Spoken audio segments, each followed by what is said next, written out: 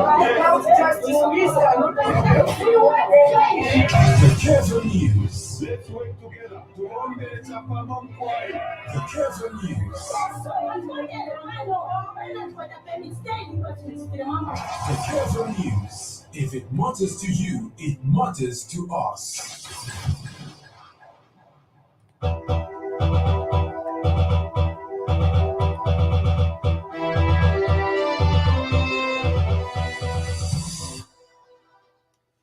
Good afternoon. Welcome to the afternoon news bulletin on KFM 95.5. Today, the 80th of September 2024. To present it, I'm Jack Mapembulo. We first take a look at the top stories. Citizens First President Hari Kalaba says President Hichilema should learn to be honest. Milenge MP Chondesaka says the signed MOU between government and Prime China lacked stakeholder consultation. And Boman Lusambo's application challenging whether the court still has powers to preside over his criminal case dismissed. And 3 killed in attack at West Bank Jordan border. And champions Red Arrows are in Quito for a league game against Power Dynamos this afternoon.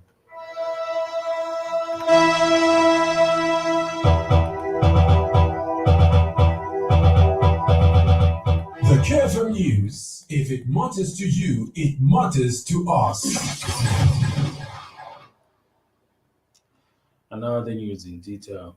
Citizens First President Hari Kalaba says Republican President Hakainde Hichilema should learn to be honest with what he says to the Zambians. In an interview, Mr. Kalaba said claims by President Hichilema that he doesn't eat when Zambians sleep without food is hypocritical. He said if President Hichilema was serious with the well-being of Zambians, his government would not have sold the maize they found in national strategic reserves. He says President Hichilema must be serious for once with the way he's running the affairs of the country. The Citizens First leader says the president must stop the self-praise and address the numerous challenges the nation is faced with. Mr. Kalaba, the former Foreign Affairs Minister, said Citizens First Party, once in government, will endeavor to ensure that Zambians' aspirations comes first.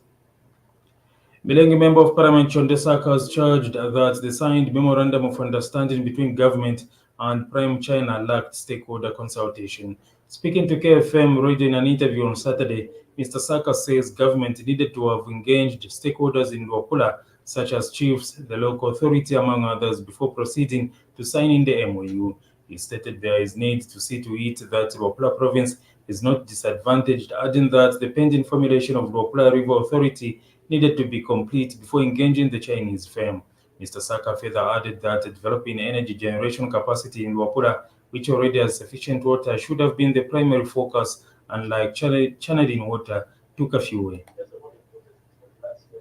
Of stakeholders engagement, me as a member of Parliament from Luapula, what I know is that we are at the stage of formulating a Luapula River Authority. So it looks haphazard from my viewpoint. And the local authorities and the traditional leadership, that's stakeholders. The process starts stakeholders engagement, and therefore it should not be a subject of discussion for now. And then second, it's common sense that if you design a 2,000 tank for your family, and then for instance, a second loan or a third loan comes into there, you don't think your usage of water will be the same. So it's common sense that once this water is linked to the fuel, the sources of water may not be able to sustain the river. So we need to understand what we start with. So our suggestion has always been, what is it that we want to achieve by taking the water to the fuel? Those are the questions that need to be answered. Whatever they want to do on the other side can also be done.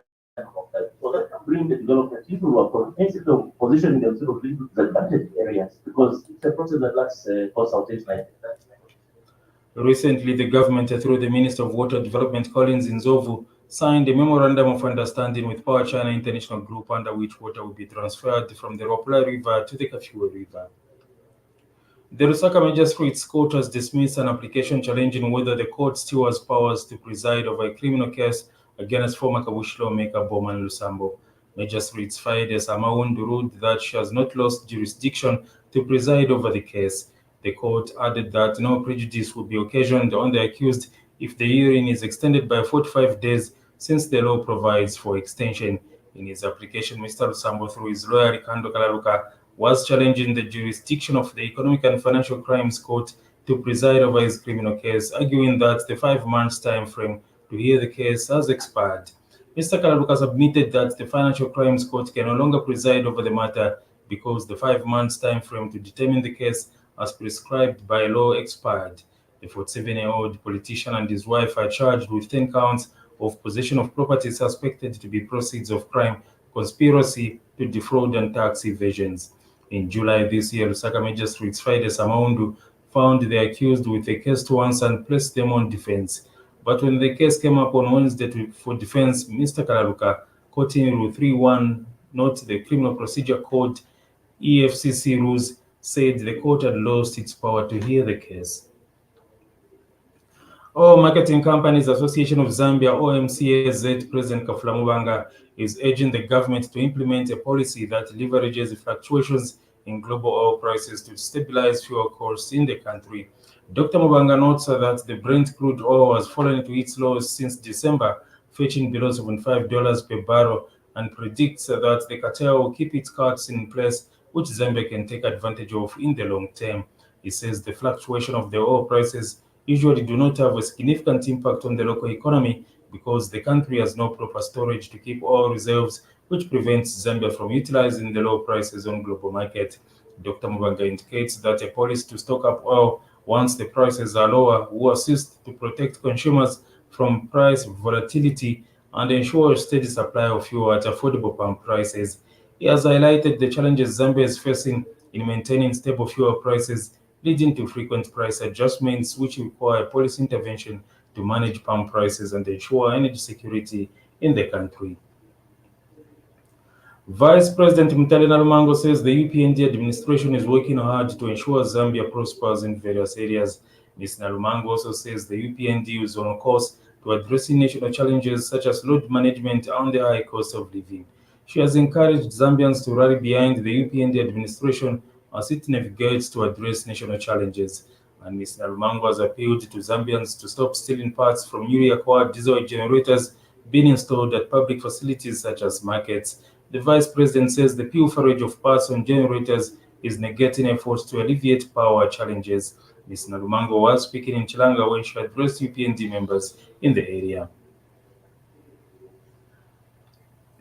Timber Producers Association of Zambia President Charles Musange has claimed that the sustained ban on Mukula trade since 2021 without a statutory instrument to back this decision is illegal and injurious to the timber industry. Mr. Musange contends that Mukula trade concessionaires have continued to lose out on cashing in from the lucrative resource, and Mr. Musange has disclosed that the cartel that exists in the timber industry has made sure Zambians are not able to supply timber directly to China. Mr. Musange says the cartels, in addition to exploiting locals with low rates and prices for timber, have ensured that the lucrative Chinese market is exclusive to them while creating barriers for Zambian timber producers. Mr. Musange is of the view that while the Ministry of Commerce believes it is attracting investors into Zambia, they are not accruing wealth to the country but amassing it for their respective nations. Before we take a look on the international news, a recap on local news headlines. Citizens First President Hari Kalaba says President Hichilema should learn to be honest. Millennium Pitch on the Sakas says that the signed MOU between government and Prime China lacked stakeholder consultation. Bowman Lusambo's application challenging whether the court still has powers to preside over his criminal case dismissed. Coming up in international news and sports, 3 killed in attack at West Bank Jordan border. And in sports, champions Red Arrows are in Quito for a league game against Power Dynamos this afternoon. The Careful News. If it matters to you, it matters to us.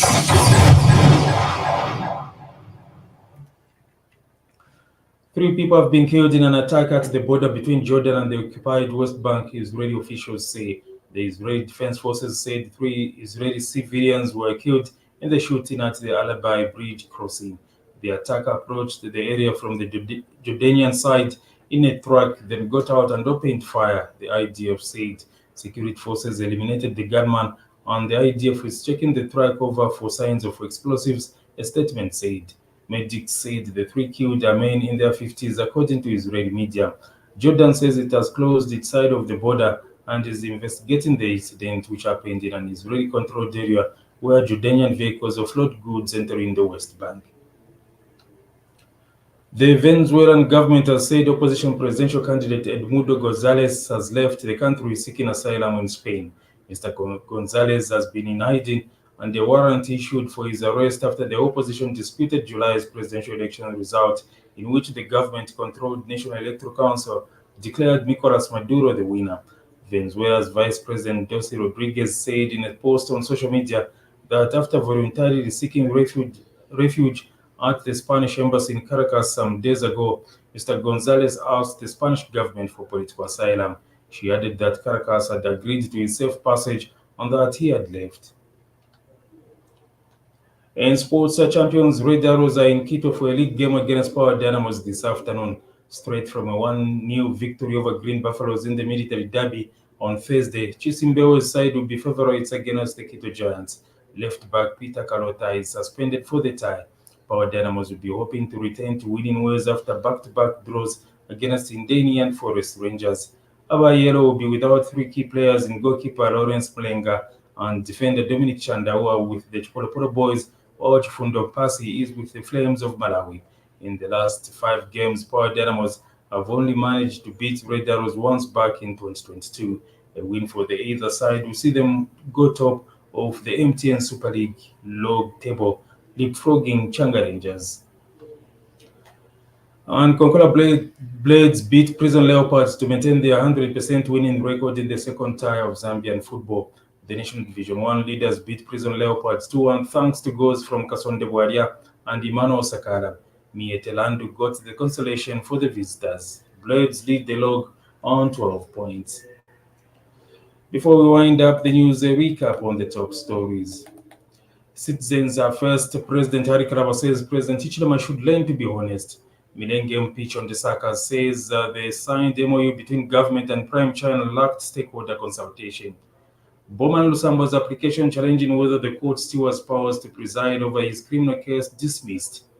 3 killed in attack at West Bank Jordan border. And champions Red Arrows are in Quito for a league game against Power Dynamos this afternoon.